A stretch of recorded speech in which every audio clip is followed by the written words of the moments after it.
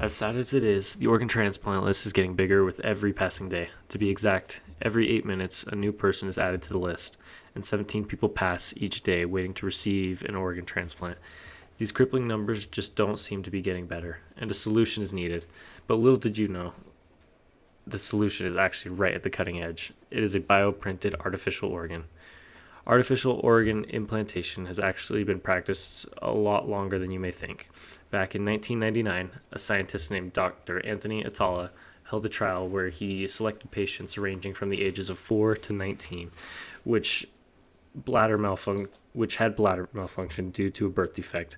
These patients would typically undergo a procedure where a section of their bowels were taken out and reshaped to function as a new bladder. These patients were instead designed bladders using stem cells from their old bladders. These cells were placed on a biodegradable scaffolding where, after weeks of treating, the bladders became fully formed. The bladders were then implanted into the patient with the scaffolding still intact, on top of the original bladder, where the scaffolding would eventually biodegrade after 3 to 4 weeks, and the bladder would become fully functional. This trial proved to be a major success, showing that these artificial organs function better than the bladders fashioned out of the bowel tissue, and also not giving the lifelong side effects that these bowel-made bladders would have given the patient. These artificial bladders would even have held up to the test of time, going 10 plus years without any critical side effects. Atala stated, "This is a small, limited experience, but it has enough follow-up to show us that tissue engineering is a viable tool that will allow us to tackle problems of similar magnitude. This science was still in its infancy, but with the time we have only found ways to make the process more efficient and faster." This is where the science of bioprinting became to arise.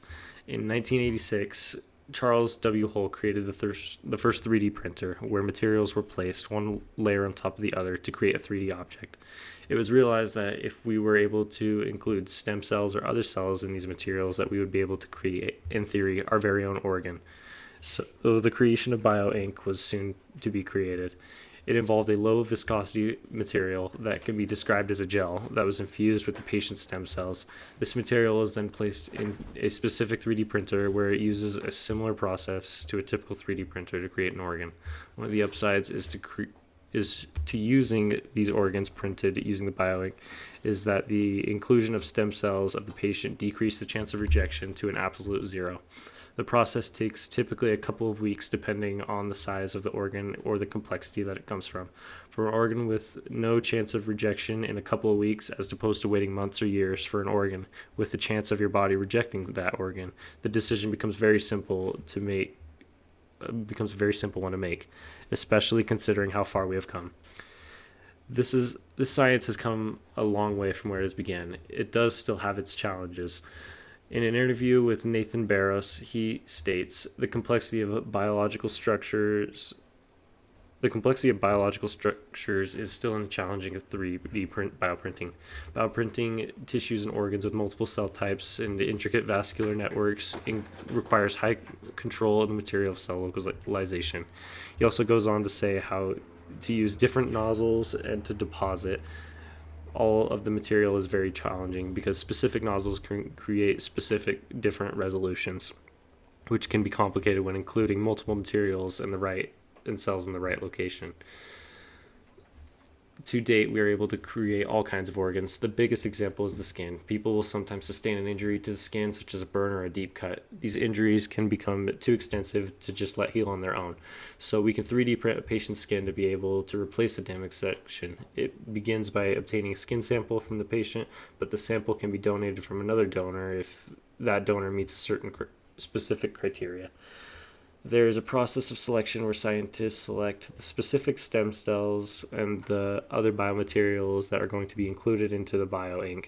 Afterwards, extensive imaging is performed to the patient to ensure the exact size and anatomy of the patient's injury. After the imaging is uploaded into a computer software where it is taken in and a design for the new skin segment is created. The design is sent to a 3D printer where the BioInk is placed layer upon layer to create a skin sample. As stated before, this technology is still in its infancy, but with proper support and funding, these bioprinted organs can help us combat the crippling numbers of people waiting on the organ transplant list. Give the 12-year-old kid with a bad heart a chance to play on their little league baseball team. Give the father of 4 kids a new liver to be able to watch all of his kids' big moments. Give your support to BioInk to change healthcare and to change the world.